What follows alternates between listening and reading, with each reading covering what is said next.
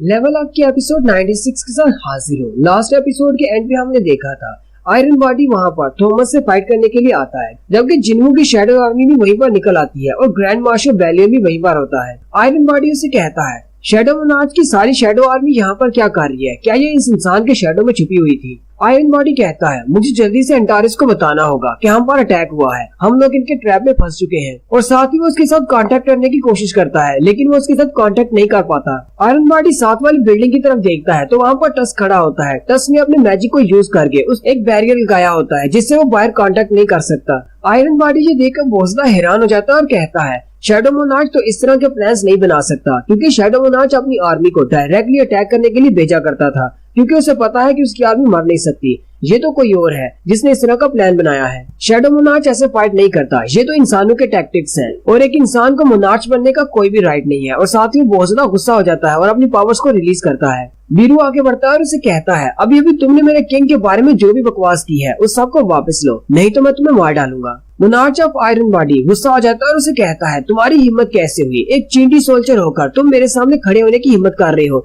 जबकि हमारा बीरू भी अपनी पावर्स को रिलीज करता है और एक जोरदार चीख मारता है। आयरन बॉडी अपनी बॉडी शेप को चेंज कर लेता है और एक बहुत ही बड़ा जायंट बन जाता है, जबकि दूसरी तरफ जिन्हू वहाँ पर पहुंच जाता है जहाँ पर एंटारिस है। उन दोनों के सेंटर में एक दीवार होती है, दीवार के एक तरफ एंटारिस होता है और दूसरी तरफ जिन्हू। एंटारिस सोच रहा होता है आयरन बॉडी के साथ मेरा कांटेक्ट नहीं हो पा रहा, कहीं ऐसा तो नहीं आयरन बॉडी ने भी मुझे धोखा दे दिया और वो यहाँ से भाग गया है। तो वो जिन्हू से कहता है या फिर ये भी तुम्हारे किसी प्लान का कोई हिस्सा है। एंटारिस अपने मुंह से आग निकालते हुए सामने की तरफ फायर करता है और कहता है मुझे तुम्हें मारना होगा। एंटारिस के मुंह से निकलने वाली आग के साथ में जो कुछ भी आता है सामने दूर तक सब कुछ डिस्ट्रॉय हो जाता है। एंटारिस भी सामने की तरफ देखता है तो जिन्हू सामने नहीं होता। जिन्हू काइसल के ऊपर बैठकर ऊपर चला जाता है और साथ ही अपनी ड्रैगन्स की शैडो आर्मी को बाहर निकाल लेता है। जबकि उसी वक्त दूसरा सीन दिखाते हैं जिसमें ल्यूजी गैंग एक बड़े से जायंट के साथ फाइट कर रहा होता है। वो उस जायंट को मार देता है और कहता है इन जायंट्स को मारना इतना ज्यादा मुश्किल नहीं है, लास्ट टाइम तो ये जायंट पानी में था इसलिए मुझे थोड़ी मुश्किल हुई थी। ल्यूजी गैंग बिल्डिंग के ऊपर चढ़कर खड़ा हो जाता है और कहता है इस वक्त पूरी दुनिया हिल रही है,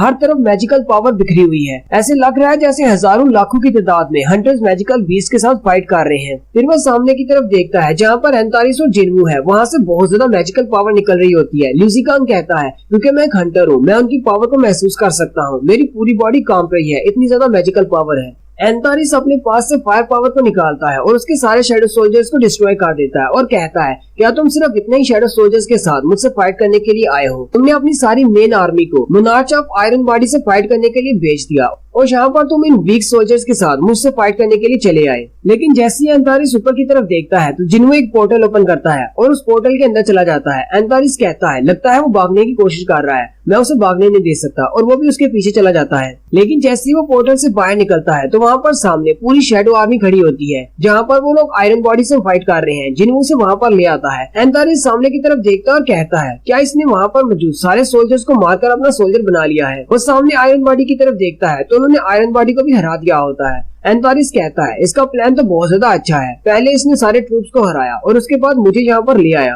एंटारिस कहता है तुम्हारा प्लान तो बहुत ज्यादा अच्छा है, लेकिन तुम एक बात को भूल गए, मैं यहाँ पर अकेला नहीं हूँ। तुम्हें क्या लगा था कि मैं अकेला तुम्हारा पीछा करूंगा? वहीं पर योगोमोड को दिखाते हैं, वो अपनी पावर्स को यूज करते हुए वहीं पर बहुत सारे पोर्टल्स को ओपन करता है और उन सारे पोर्टल्स के अंदर से उसकी ड्रैगन्स की आर्मी निकलना शुरू होती है। एंटारिस उसे कहता है शैडो मोनार्च तुम्हें क्या लगा था कि तुम्हारा प्लान काम कर गया, लेकिन मैंने तो तुम्हारे प्लान को फेल कर दिया। यहाँ पर मेरी आर्मी आने वाली है और वो सारे मिलकर तुम्हें क्रश कर देंगे। तुम्हारा प्लान टोटली फेल हो चुका है, अब तुम्हारे पास मरने के अलावा और कोई रास्ता नहीं बचा। साथ ही जिन्हू हल्का सा मुस्कुराता है और अपने जितने भी शैडो सोल्जर्स होते हैं उन सबको कैंसिल कर देता है, यानी वापस बुला लेता है। मोनार्च ऑफ डिस्ट्रक्शन यानी कि एंटारिस उसे पूछता है ये तुम क्या कर रही हो, कहीं तुमने मुझे देखकर हार तो नहीं मान ली जो तुमने अपने सारे शैडो सोल्जर्स को वापस बुला लिया है? साथ ही एंटारिस उसे कहता है हाँ तुम्हें हार माननी भी चाहिए, मेरे पास बहुत ज्यादा पावर है, मेरे पास इतने ज्यादा ड्रैगन्स की आर्मी है कि तुम इनके सामने टिक नहीं पाओगे और ना ही तुम्हारे शैडो सोल्जर्स। लेकिन जिन्हू फिर से हल्का सा मुस्कुराता है। एंटारिस ये देखकर और भी ज्यादा हैरान हो जाता है, अब उसे समझ नहीं आ रही कि ये क्या करने वाला है।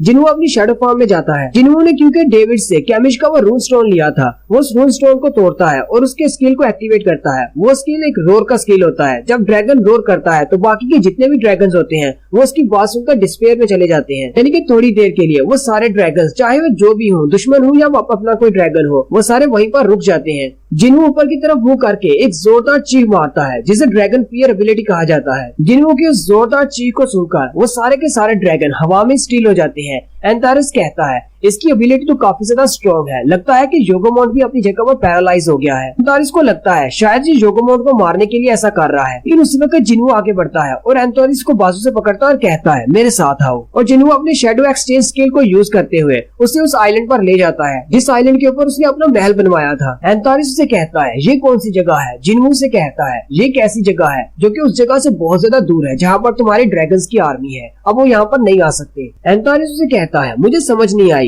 तुम मुझसे अपने सोल्जर्स के साथ फाइट कर सकते थे, अपने सोल्जर्स को यूज करके तुम मेरे बहुत सारे सोल्जर्स को मारकर उनको भी अपना सोल्जर बना सकते थे, फिर तुमने इस प्लान को क्यों चुना? शायद तुम्हें लगता है कि यहाँ पर अकेले तुम मुझे हरा सकते हो। एंटारिस उसके पीछे उसके कासल को देखता और कहता है क्या ये तुम्हारा पैलेस है? जिन्हू कहता है हाँ मेरा पैलेस है। एंटारिस कहता है तुम एक शैडो मोनार्च हो, तुम्हारे लिए ऐसा कासल ये तो बहुत ही घटिया है। जिन्हू साथ ही अपने डैगर्स निकाल लेता और कहता है मुझे लगता है कि ये कासल बिल्कुल ठीक रहेगा तुम्हारी मौत का जश्न मनाने के लिए। एंटारिस से कहता है तो इसका मतलब मुझे तब तक फाइट करनी है जब तक कि मेरे ट्रूप्स मुझे ढूंढ ना ले। और साथ ही कैमिश अपनी ड्रैगन फॉर्म में आ जाता है और वो एक बहुत ही बड़ा सा ड्रैगन बन जाता है, जबकि जिन्हू भी अपने सारे शैडो सोल्जर्स को बाहर निकाल लेता है। नेक्स्ट सीन यूएस का दिखाया जाता है जहाँ पर नॉर्मा सेलनर अपनी बिल्डिंग में खड़ी बाहर की तरफ देख रही होती है और कहती है पूरा अमेरिका जल रहा है। डेविड उसे कहता है हाँ बिल्कुल ऐसे ही, पूरी दुनिया इस वक्त मैजिकल एनर्जी से भरी हुई है। डेविड कहता है मुझे नहीं लगा था कि जिन्हू हमेशा ही हमारे साथ सच बोल रहा था, अब हम लोग क्या करेंगे? नॉर्मा उसे कहती है सिर्फ जिन्हू ही अकेला नहीं है जो कि इन मॉन्स्टर्स के साथ फाइट कर रहा है, पूरी दुनिया के हंटर्स इस वक्त फाइट कर रहे हैं, फिर चाहे वो एस रैंक के हंटर्स हो या फिर ई रैंक के हंटर्स हो, वो सारे इन मॉन्स्टर्स के साथ फाइट कर रहे हैं क्योंकि ये जंग अपनी अर्थ को बचाने की जंग है, इंसानियत को बचाने की जंग है। ई रैंक के हंटर्स को अच्छी तरह से पता है कि वो इन मैजिकल बीस्ट के सामने एक सेकंड भी नहीं टिक पाएंगे, लेकिन फिर भी वो यहाँ पर निकले हुए हैं हमारी इस जमीन को बचाने के लिए। और यही बात एस रैंक के हंटर्स के लिए भी है, हालांकि वो हजारों की तादाद में मॉन्स्टर्स को मार सकते हैं, लेकिन एक वक्त आएगा जब वो लोग भी थक जाएंगे और इन मॉन्स्टर्स के हाथों मारे जाएंगे और हमेशा के लिए खत्म हो जाएंगे। लेकिन जब ये लोग आसमान में सितारा बनकर चले जाएंगे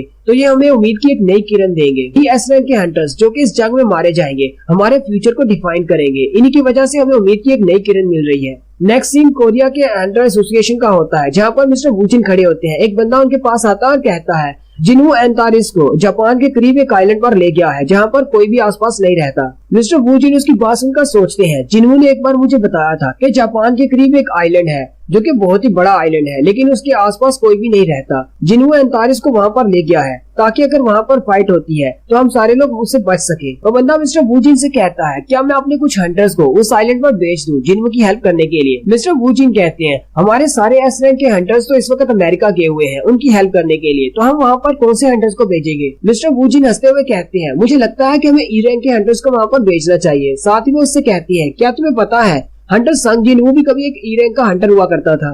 और बंदा मिस्टर वूजिन से कहता है आपकी इस बात का क्या मतलब है? मिस्टर वूजिन कहते हैं मुझे एक बात अब कंफर्म हो चुकी है कि एक ई रैंक का हंटर एक हीरो बन सकता है। जिन्हू काइसल के ऊपर बैठकर एंटारिस पर अटैक कर रहा होता है। एंटारिस एक बहुत बड़ा ड्रैगन बन चुका है। एंटारिस अपने मुंह को ऊपर की तरफ करते हुए जिन्हू का फायर अटैक करने लगता है, लेकिन बैलियन अपनी तलवार को बड़ा करता है और उसके मुंह को अपनी तलवार से बांध लेता है। फिर जिन्हू के सोल्जर्स में से कुछ जायंट्स आगे बढ़ते हैं और उसको गर्दन से पकड़कर नीचे लिटा लेते हैं। फिर साथ ही टस्क अपने आइस मैजिक को यूज करते हुए उस पर अपनी आइस से अटैक करता है। फिर बाकी के जितने भी शैडो सोल्जर्स होते हैं वो सारे मिलकर उस पर अटैक करना शुरू कर देते हैं।